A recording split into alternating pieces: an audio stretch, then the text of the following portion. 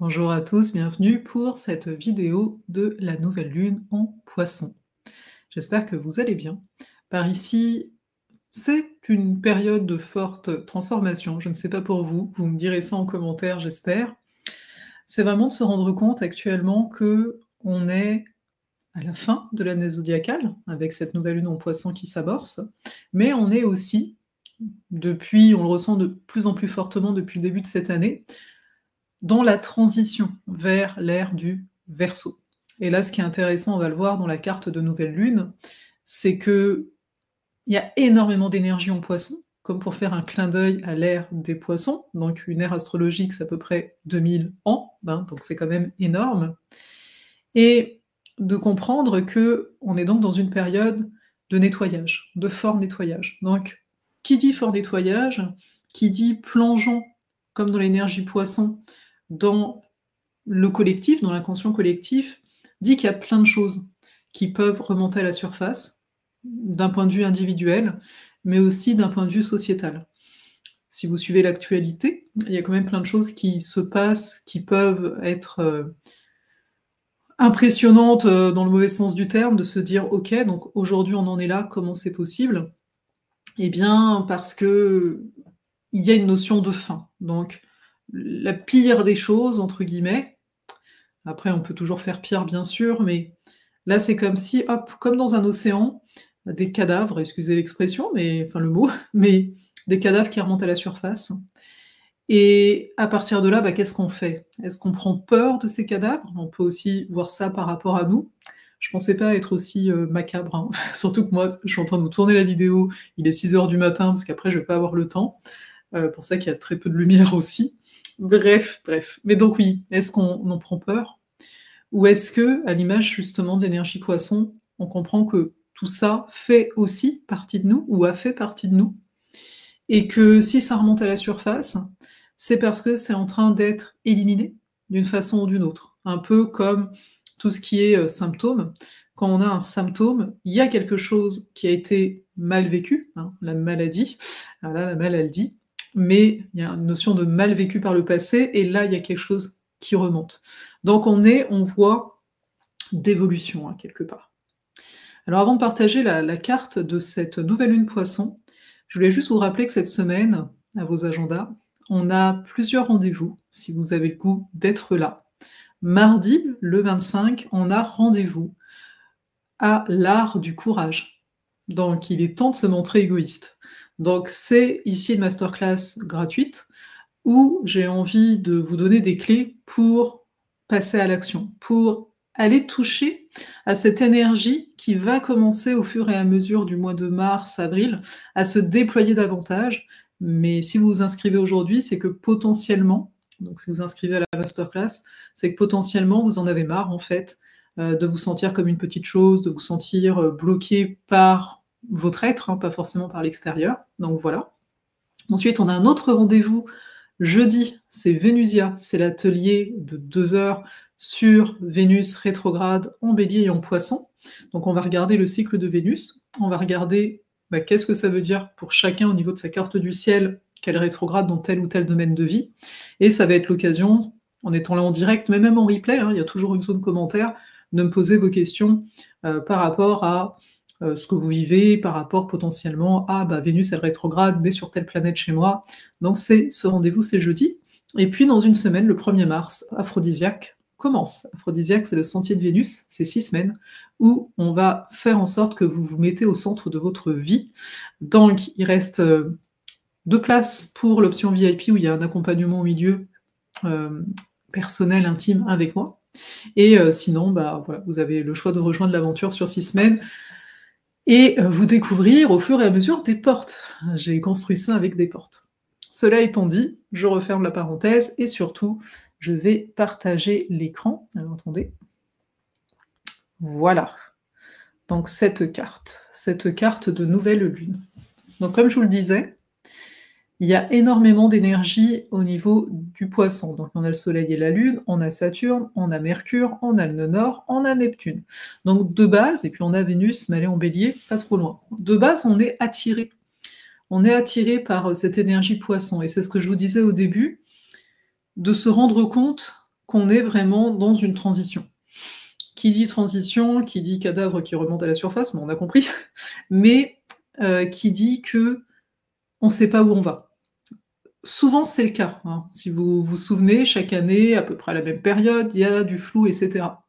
Sachant qu'ici, on a Mercure qui va rétrograder au mois de mars vers la saison des éclipses. Et donc, Mercure, il est en Poisson. Donc, Mercure, ça nous parle de notre façon de, on va dire, percevoir le monde mentalement parlant, de la communication également. Et là, lui, il est collé, entre guillemets, au nœud nord et à Neptune à côté. Donc ça renforce le fait qu'il soit collé à Neptune, ça vient comme renforcer ce côté je suis perdu, je suis perdu entre guillemets ou très inspiré par les flots neptuniens. Donc on peut autant avoir certaines intuitions, mais on peut aussi être très très très en contact avec les peurs environnantes, les peurs qui ne sont pas les nôtres, et par conséquent, ça fait pas du bien en fait, hein, tout simplement. Mais ce que je veux vous amener là, c'est que Mercure, c'est Hermès dans la mythologie, donc c'est le messager. Et là, on peut se dire, ok, c'est le messager qui rencontre Poséidon, Neptune. Poséidon, on se fait souvent en fait une image de Neptune très un peu rêveur, un peu douce, etc. Mais Poséidon, c'était quand même le gars qui voulait, qui a conquis en fait toutes les mers, tous les océans. Donc il y a un côté un peu guerrier dans Poséidon initialement. Et là, c'est de se dire, ok, on a Hermès et Poséidon ensemble. Qu'est-ce que ces deux-là, aujourd'hui, peuvent nous apporter autour du fameux nœud nord? Déjà, d'une part, que si je ne sors pas la tête hors de l'eau, eh bien, potentiellement, je vais me laisser envahir. Potentiellement, on vit une situation avec cette nouvelle lune où on se sent envahi. On peut se sentir envahi, bien sûr, par nos doutes, mais potentiellement par les autres. On a Jupiter qui maîtrise tout ça, qui est en Gémeaux. Donc le Gémeaux, c'est la dispersion, mais c'est aussi la diversité, dans le bon sens du terme. Mais c'est peut-être ici donc de voir qu'est-ce qui me submerge, avec quoi je me sens envahi. Première chose, est-ce que potentiellement, parce que Mercure nous parle de communication, potentiellement, on le sait, hein, on est, je vais m'inclure aussi, dépendant à nos téléphones, dépendant aux réseaux sociaux, dépendant finalement, pardon, dépendant finalement d'un élément communicationnel extérieur à nous. Dans l'énergie poisson, on a une forme de dépendance. On a tout ce qui est dépendance, hein, en général, dans cette énergie-là. Donc là, avec ce Mercure en poisson, et le nœud nord vient le pointer du doigt, et Neptune aussi à côté, c'est de se dire, est-ce que nous nous perdons à travers la communication? Est-ce que nous nous perdons à travers le fait d'être sans cesse connecté à tout, tout le temps? Parce que la qualité du Soleil et la Lune, un peu plus bas les deux, qui veulent venir nous questionner là-dessus, c'est vraiment de se dire, c'est la présence. Le poisson, c'est la présence. À quel point je suis ici présent. Et donc, qu'est-ce qui ferait en sorte que je ne le suis pas? Et pour moi, on a vraiment un élément de réponse avec ces éléments-ci. Je vous parlais également donc de transition. Ici, on voit que pour transiter, hein, les poissons, c'est mutable, donc c'est adaptable, etc. Les Gémeaux, c'est le même principe, hein. On cherche à s'adapter à ce qui se passe à l'extérieur. D'où la question, vraiment pour moi prégnante avec cette nouvelle lune, à quel point peut-être je me suradapte, ou à quel point je me laisse envahir. C'est des choses qui sont assez présentes. Le fait est, c'est que Mercure est très laxiste, avec Neptune en côté, mais en même temps, il y a Saturne. Saturne qui est là également. Et Saturne, donc ça va bientôt faire 2 ans et demi qu'il est en Poisson. Et lui, il est vraiment venu nous montrer que oui, nous manquons de repères. Et que potentiellement, là on voit Saturne conjoint Neptune, potentiellement, notre plus grand repère, c'est les moyens de communication. On a pu créer ça comme un repère. En fait, si on regarde de façon la plus objective possible, tout ce qui est de l'ordre de l'Internet, etc., est venu s'immiscer un peu comme de l'eau dans nos espaces. dans nos espaces de solitude, énergie poisson. Et est-ce que ce serait un rappel ici, avec cette nouvelle lune, d'aller conquérir, oui, avec, avec donc Neptune, Poséidon, donc avec Saturne ici, un rappel de se dire, est-ce qu'il serait temps d'aller conquérir nos espaces intérieurs. Ces fameux espaces intérieurs qui permettent d'aller trouver notre pouvoir et de se mettre en action. Les poissons précèdent le bélier. Le bélier, c'est la mise en action. La mise en action d'une gestation qui a lieu ici et maintenant avec cette nouvelle lune en poisson. On verra après, ça sort un peu de nulle part dit comme ça, on verra qu'au-delà de la conquête de nos espaces intérieurs, il y a également la notion de famille qui est représentée par l'énergie poisson. Et pour ça, je vais aller piocher dans ce qu'on appelle les gene keys. Donc peut-être vous connaissez pas du tout. Donc les clés génétiques. Donc c'est pas de l'astrologie, c'est plus en relation au human design. Et bon, c'est les clés génétiques, c'est encore quelque chose. Et j'irai vous partager des choses là-dessus un petit peu après dans la vidéo, par plaisir. Et donc ici, c'est de se rendre compte que pour avancer, prendre soin, protéger nos besoins, Mars, il est redevenu direct depuis le 23 février, 23-24, il est redevenu direct et il est en Cancer, on nous parle bien d'avoir l'élan, c'est ça un signe cardinal, donc d'avoir l'élan de prendre soin de nous. De prendre soin, parce que Mars, il est en bel aspect ici en termes de degrés à Saturne, hein, surtout après c'est un petit peu large avec le Soleil et la Lune. Donc ça nous dit bien qu'on est en mesure, malgré le chaos ambiant ou intérieur, on est en mesure de se structurer. On est en mesure, depuis les derniers mois, de s'être rendu compte qu'est-ce qui va et qu'est-ce qui ne va pas. En fonction du domaine de vie dans lequel est Mars, où il a rétrogradé, ce sera particulièrement par rapport à ce domaine de vie-là, où on est à même de prendre les choses en main, donc différemment. De se rendre compte là où il y a de l'abus. En Poisson, l'abus, il est très... vous savez, c'est les personnes qui vont vous dire des choses et vous savez pas sur quel pied danser, vous vous dites est-ce que c'est de l'abus, pas de l'abus, bon, elle l'a dit d'une façon, mais voilà. C'est ça. En fait, ça donne un côté flou qui fait qu'on se sent mal parce que c'est flou.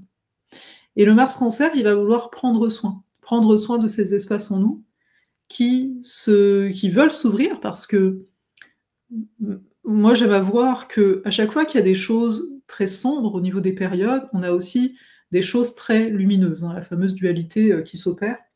J'ai quand même l'impression que beaucoup de gens ont envie de croire en ce moment. Beaucoup de gens, moi la première, je sens qu'il y a plus d'ouverture. Et en même temps, quand ça se passe comme ça, il y aura toujours de l'abus.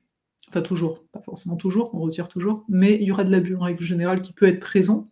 Et comme c'est un état nouveau, l'état d'ouverture, l'état de réception, eh bien, on peut se retrouver finalement à se questionner, à se dire, mais alors attends, c'est moi ou là, en fait, oui, c'est peut-être un peu abusé, on m'a un peu marché sur mon territoire, mais comme là, mes frontières, je les ai un peu ouvertes, je sais plus trop, en fait.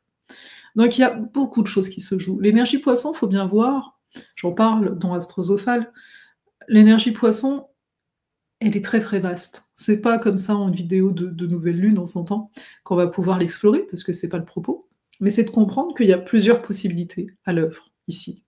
Mais ce qui est à retenir dans son ensemble, c'est ces rapports de dire qu'est-ce qui me vole mon temps et qui m'amène à dépendre du temps et à ne plus être divin.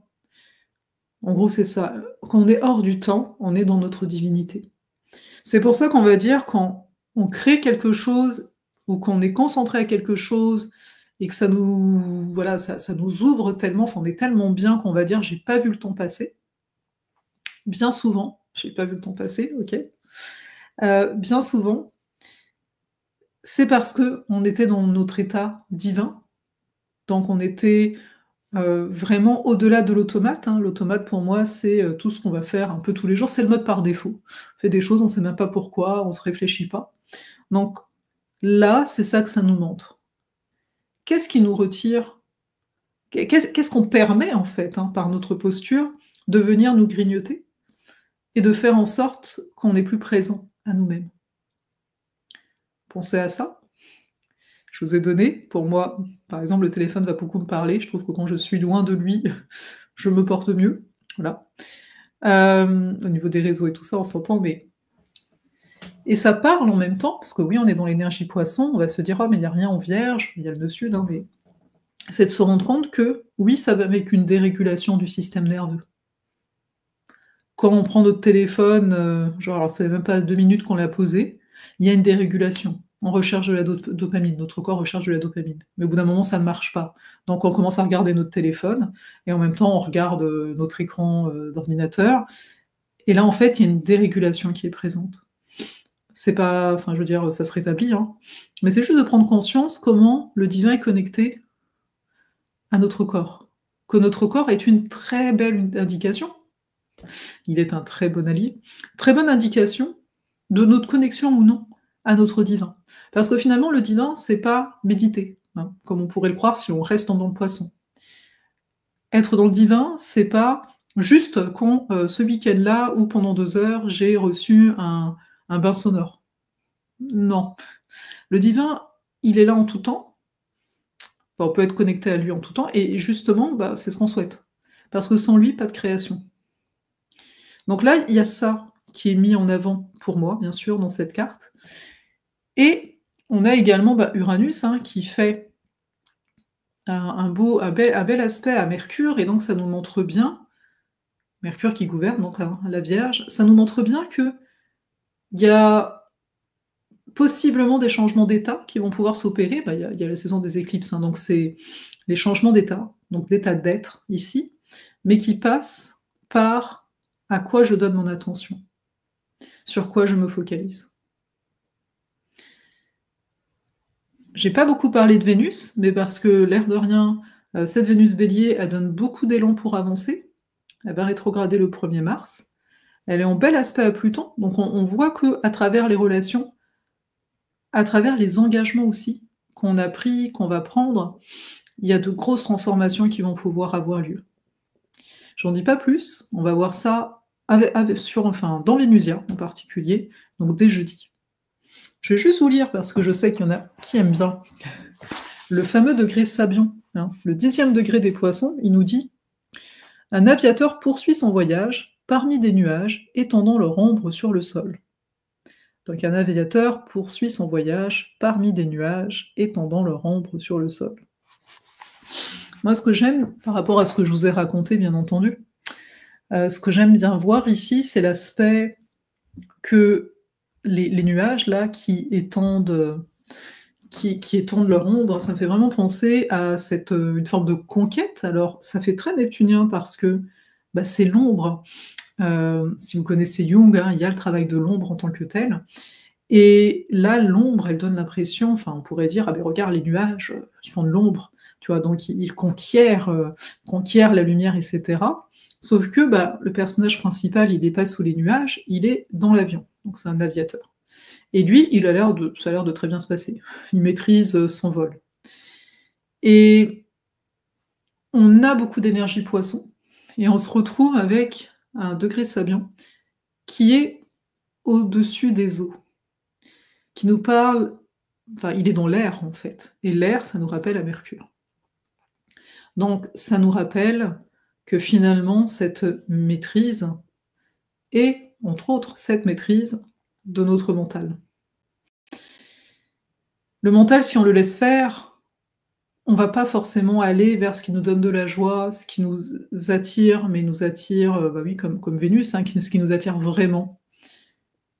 Il va faire en sorte, en tout cas le mental inférieur, on parle de mental inférieur, mental supérieur, le mental inférieur, en tout cas, lui, ce qu'il veut, c'est nous maintenir en vie. Le mental supérieur, par contre, c'est la capacité, comme l'aviateur ici, d'être au-dessus et de voir ce qu'il en est, de voir ce qui nous parle et ce qui nous parle moins. De voir que, bah oui, là, il y a énormément d'émotions. Il y a besoin, j'en ai pas parlé, mais il y a vraiment besoin d'aller au-delà de notre émotionnel, parce que, bah, il risque d'en avoir beaucoup de l'émotionnel. Donc, rappelez-vous ça, c'est une période où l'émotionnel peut être très, très fort. Mais donc, si vous arrive quelque chose où émotionnellement ça va être très, très fort, voyez comment vous pouvez sortir la tête hors de l'eau, comment, tel l'aviateur, vous pouvez être au-dessus des nuages et que les ombres, finalement, ne vous atteignent pas. Et de voir que ce sont des ombres, mais qu'il n'y a rien de dangereux. À l'ombre des nuages, personne n'a dit ouh là là, attention, il ne faut pas se faire toucher par l'ombre du nuage. Non, c'est vraiment de percevoir ça de nos propres ombres également. Hein. On a nos propres ombres. On a des parts de nous avec lesquelles on est moins confortable que d'autres. Clairement. Après, est-ce qu'on arrive à les identifier ou pas? Ça, c'est un travail, d'ailleurs, qu'on peut faire ensemble. Je ne l'ai pas annoncé, mais voilà, je fais aussi des accompagnements pour aller justement créer sa sécurité intérieure et aller rencontrer ses ombres au besoin, voilà, si ça se présente. Et voilà pour ça. Là, ce que j'ai envie de vous partager, c'est donc la fameuse clé génétique. Donc, c'est la clé génétique 37 pour les personnes qui connaissent un petit peu. Alors, c'est une clé qui vient nous parler de la notion de famille. En fait, le titre de cette clé génétique, hein, je l'ai sous les yeux, je vais pouvoir vous lire ça, c'est l'alchimie familiale. Alors là, c'est la famille au-delà, justement, on va dire, de la structure familiale de base. Il y a tout, enfin, dans l'énergie poisson, il faut voir qu'il y a vraiment la notion de renouvellement. Il y a la notion de famille d'âme dans cette énergie-là. Et avec cette... c'est là où le soleil et la lune se trouvent, en fait, dans cette clé-là, la 37. Eh bien, ça vient nous apporter qu'il y a quelque chose à changer au niveau de la structure initiale qu'on appelle famille. Et ici, moi, c'est plus une des questions que je vous amènerai à regarder. C'est plus le côté de se dire, c'est quoi, moi, ma famille? Et en fait, ce qu'on entend ici par famille, c'est un peu le soutien. Est-ce que ce que je considère comme ma famille est quelque chose de soutenant ou pas? On est dans une nouvelle lune, hein. C'est comme si ça nous ouvrait une porte et bon, bah, t'y vas ou t'y vas pas. Ensuite, ce qui est vraiment mis en avant, et c'est quelque chose qu'on retrouve bien sûr dans l'énergie poisson, c'est l'harmonie entre le masculin et le féminin. C'est quelque chose qui va être très fort à l'heure actuelle, c'est-à-dire entre notre propre féminin et notre propre masculin. On l'a vu, hein, on l'a vu dans la carte, hein, l'esprit, le mental peut vraiment être en relation au masculin en tant que tel, tandis que je parlais du corps, qui va être très relié ici à la matière et donc au féminin. Donc déjà, ne serait-ce que là, est-ce que j'ai un équilibre à ce niveau-ci? Est-ce que je vais reconnaître par rapport à mes propres énergies? Est-ce que je vais reconnaître que potentiellement, c'est plus mon énergie masculine qui, en fait, est stressée, mais en fait, mon féminin ne l'est pas plus que ça, mais n'est pas équilibré, donc n'a pas autant de voix que le masculin quand une décision, une situation a lieu. Donc c'est de regarder cette balance-là. Et là, bien sûr, je vous donne pas les détails parce que vous me direz, moi je peux donner plus de détails, je peux vous lire des extraits parce qu'il y a vraiment un livre. C'est vraiment les clés génétiques, ça amène une réflexion, mais plutôt une intériorisation dans le sens, un peu comme l'astrologie philosophale. Voilà, ça ouvre des portes et à nous de voir si on a envie de les visiter à l'intérieur de nous.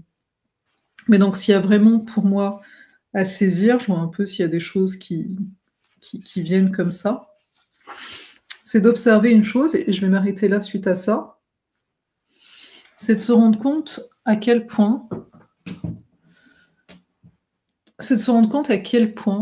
on est déjà un soutien pour nous-mêmes, mais pas un soutien en mode bah oui, je me suis toujours débrouillée tout seul, donc voilà. Bon, parce que ça, il y a une fatigue.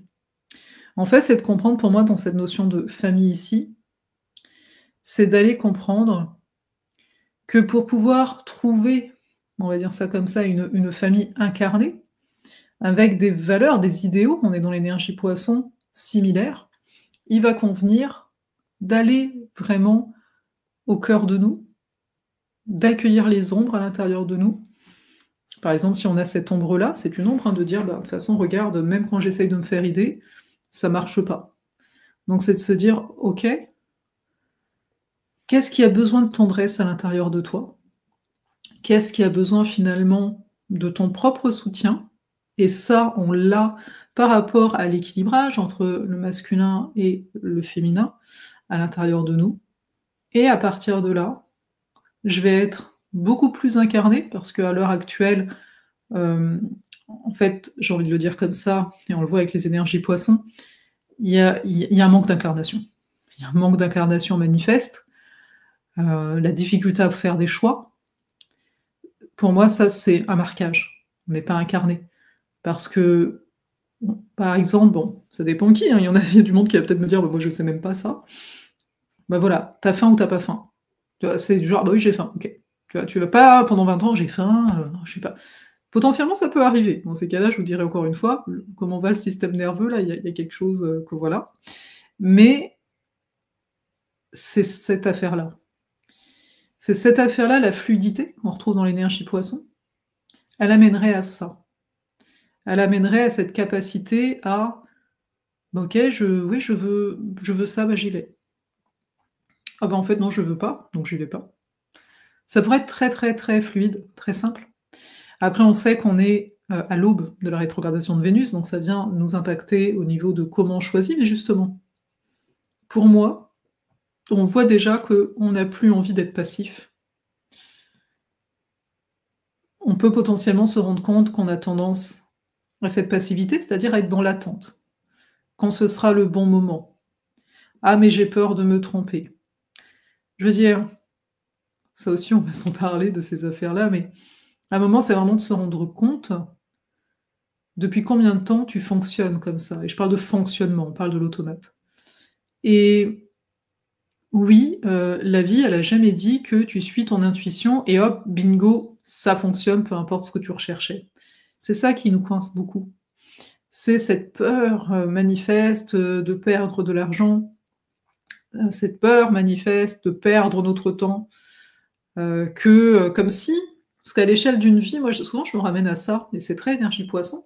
À l'échelle d'une vie, ben, voilà, ce que tu as vécu là, cette perte-là qui va peut-être te trotter dans la tête, pendant 1 an, hein, des fois on ne sait pas, hein, ça dépend toujours, voilà. Mais après, voilà, sur ton lit de mort, pas dit que, c'est à ça que tu penses. Par contre, à ce que tu as pas accompli, potentiellement tu risques d'y penser. Là-dessus, bah oui, on parle un peu, mais c'est vrai que l'énergie poisson, c'est l'énergie de fin, hein, donc je suis en train de me dire: «Mais en même temps, non, c'était pas macabre du tout» et là, je vous parle de mort et je pense que c'est pas pour rien. Il y a cette volonté de la vie de se renouveler et on parle automatiquement par la mort et on va voir les aspects, de la vie, de nous, qu'on va pas voir d'habitude et pour moi, ça fait pas mal de sens. Je vais vous laisser sur ça. N'hésitez pas, comme d'habitude, en commentaire à me dire bah, comment vous naviguez sur ces eaux. Dites-moi si je vous retrouve mardi, si je vous retrouve jeudi, si je vous retrouve pour le sentier. Certains, bien sûr, se sont inscrits. Et je vous dis à la prochaine vidéo, comme d'habitude.